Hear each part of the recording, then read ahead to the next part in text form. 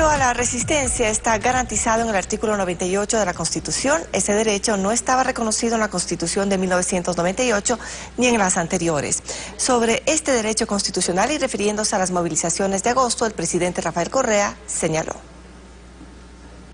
¿cómo distorsionan todo? Yo sí, cuando Alberto Acosta con sus novelerías, el muchacho de niño de 60 años, eso es Alberto Acosta en Maduro, pongamos el derecho a resistencia, yo decía, estás loco. Conociendo ciertos dirigentes laborales, indígenas, esto va a servir, ciertos opositores, para servir para cualquier cosa. No, pero si ya están los tratados internacionales, siempre ha habido derecho a resistencia. No, pero pongámoslo. ¿Cómo me arrepiento de haber cedido? Pero esto es lo que dice la Constitución sobre el derecho a resistencia, compañeros. Artículo 98. Los individuos y los colectivos podrán ejercer el derecho a la resistencia frente a acciones u omisiones del poder público o de las personas naturales o jurídicas no estatales que vulneren o puedan vulnerar sus derechos constitucionales. Pero en Monte Sinaí nos cerraron la carretera por un parqueadero, en Dayuma para equipar el dispensario médico, y la CONAI y el FUT para archivar las enmiendas. Ahí no están ejerciendo el derecho a resistencia para defender derechos constitucionales. Están queriéndonos imponer su agenda política, la que fue derrotada en las urnas. Quieren que se archiven las enmiendas. Ganen en las urnas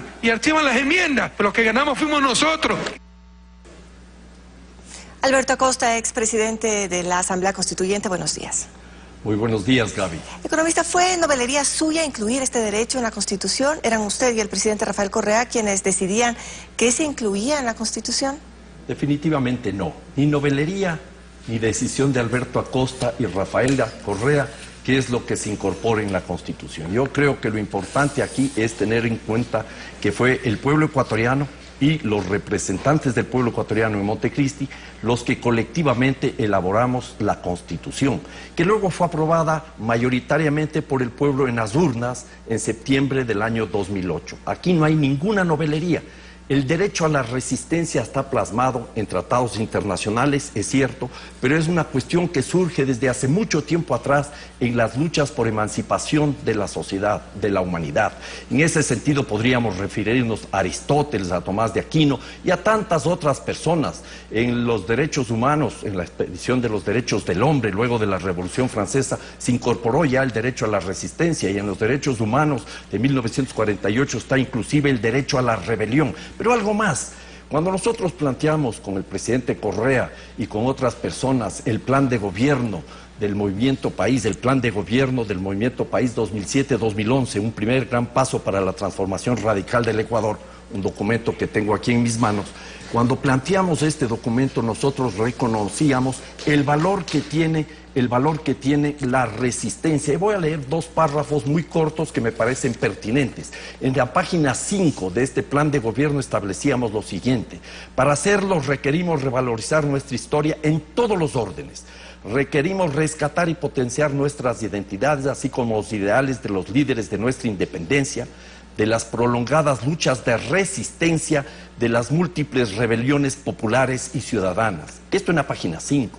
En la página 12, Gaby, decíamos lo siguiente: en nuestro Ecuador registramos grandes hitos históricos, grandiosos momentos de heroísmo como la resistencia indígena, como la lucha obrera, como las acciones de dignidad de tantos y tantos intelectuales que nunca claudicaron, como las rebeliones ciudadanas, entre paréntesis, como la reciente, la de abril del 2005, inmensos momentos de ruptura, como la revolución alfarista, grandes momentos de solidaridad, como las luchas campesinas e indígenas. Entonces, lo que hacíamos en Alianza País en el año 2006 es plantear al pueblo ecuatoriano la necesidad de reconocer, revalorizar esas luchas de resistencia que luego fueron plasmadas en la Constitución de Montecristi. Ahora, al presidente Correa, el derecho de la resistencia y otros muchos derechos le incomodan porque él dejó de ser el demócrata que apoyaba una constitución que según él iba a durar 300 años, que era la mejor del mundo, un canto a la vida, y se transformó en el caudillo del siglo XXI. Eso hay que decirlo con absoluta claridad y transparencia. ¿Y por qué Rafael Correa es el caudillo del siglo XXI al que le incomodan los derechos, muchos establecidos en la Constitución.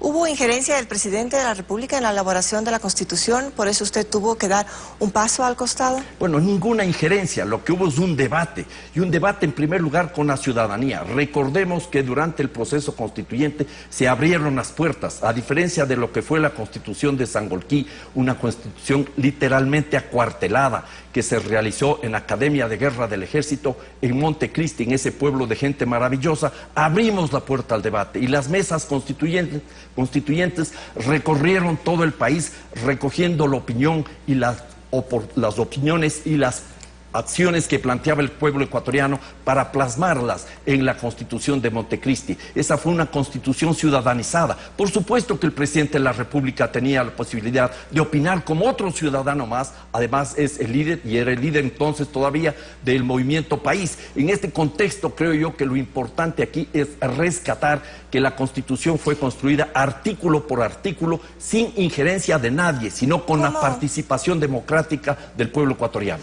¿Cómo debemos entender el derecho a la resistencia? El presidente Correa reiteró en el enlace de Sabatino que es legal cuando es de forma pacífica y sin abusos.